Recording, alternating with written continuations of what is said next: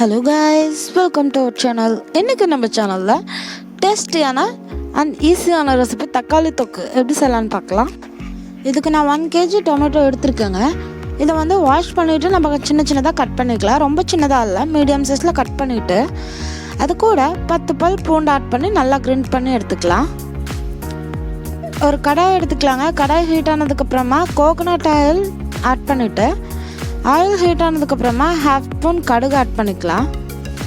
Add பண்ணிவிட்டு ஒரு கொத்து கருவேப்பிலை ஆட் பண்ணிக்கிறேங்க. வாஷ் பண்ணிவிட்டு ஆட் பண்ணி இதை நல்லா மிக்ஸ் பண்ணிக்கலாம். இது ரெண்டும் பொரியிற இந்த ஸ்டேஜில் சின்ன வெங்காயம் ஒரு கப் எடுத்துக்கிறேங்க. அதை பொடி பொடியாக கட் பண்ணிவிட்டு ஆட் பண்ணிக்கிறேன். பெரிய வெங்காயம்னா ஒரு பெரிய சைஸ் வெங்காயம் இருந்தால் பொடி பொடியாக கட் பண்ணி ஆட் பண்ணிக்கோங்க. ஆட் பண்ணிவிட்டு மீடியம் ஃப்ளேமில் வச்சு இதை நல்லா மிக்ஸ் பண்ணி விட்டுருங்க. இதை நல்லா மிக்ஸ் பண்ணிவிட்டு இதை நல்லா கலர் சேஞ்ச் ஆகட்டும், அது வரைக்கும் நம்ம விட்டுடலாம். இப்போ வந்து இது நல்லா வெந்திருக்கு, லைட்டாக கலர் சேஞ்ச் ஆகியிருக்கு. இந்த ஸ்டேஜில் 1/2 ஸ்பூன் மஞ்சள் தூள் ஆட் பண்ணிக்கலாம். ஆட் பண்ணிவிட்டு 1 spoon red chilli powder add பண்ணிக்கலாங்க. உங்கள் காரத்துக்கு ஏற்ற மாதிரி ஆட் பண்ணிக்கோங்க.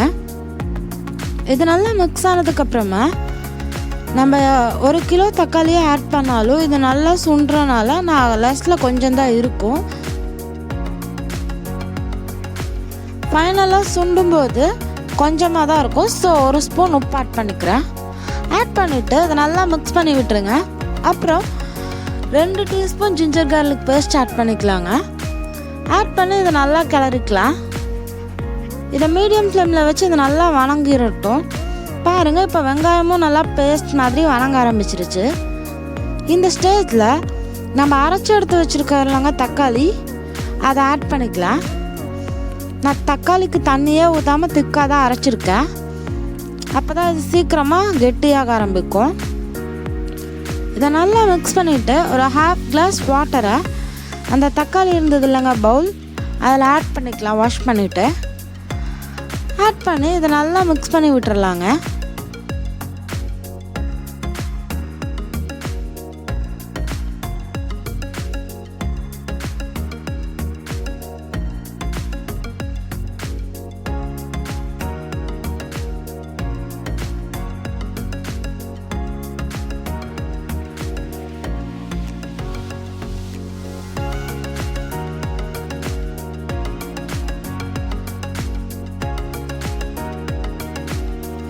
இதை நல்லா மிக்ஸ் பண்ணி விட்டுட்டு இதோட மூடி எடுத்து நம்ம மூடி வச்சிடலாம். ஃபுல் ஃப்ளேம்லேயே வச்சு மூடிவிங்க, அப்போ தான் இது நல்லா சுண்ட ஆரம்பிக்கும். மூடி வச்சிங்கன்னா தான் சுத்தமாக தெறிக்காது.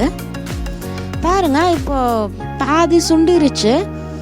நம்ம இன்னும் கொஞ்சம் சுண்ட வச்சுக்கலாம். இப்போ ஒரு 75% சுண்டிருச்சு. இந்த அளவுக்கு உங்களுக்கு போதும்னா ஓகே தான். பட் நான் தக்காளி தொக்கு செய்கிறனால நல்லா சுண்டிருச்சுன்னா நம்ம உள்ள ஸ்டோர் பண்ணி வச்சுக்கலாம், தண்ணி இல்லாமல். அவ்வளோதாங்க. இப்போ நல்லா சுண்டிருச்சு. பாருங்கள், இப்படி நம்ம கிளறப்ப ஒட்டாமல் வரும் இல்லைங்க, இதுதான் கரெக்டான கன்சிஸ்டன்சி. இந்த மாதிரி செஞ்சு நீங்கள் கண்ணாடி பவுல்லையோ இல்லை பாட்டில்லையோ போட்டு வச்சு வேணுங்கிறப்ப கூட யூஸ் பண்ணிக்கலாம். 2 to 3 months ஒன்றுமே ஆகாது. அவ்வளோதான், நம்மளோட டேஸ்டியான தக்காளி தொக்கு ரெடிங்க. இது இட்லி, தோசை, சப்பாத்தி எல்லாத்துக்குமே நல்லாயிருக்கும். ரைஸோட பசஞ்சு சாப்பிட்டிங்கன்னா சூப்பராக இருக்கும்.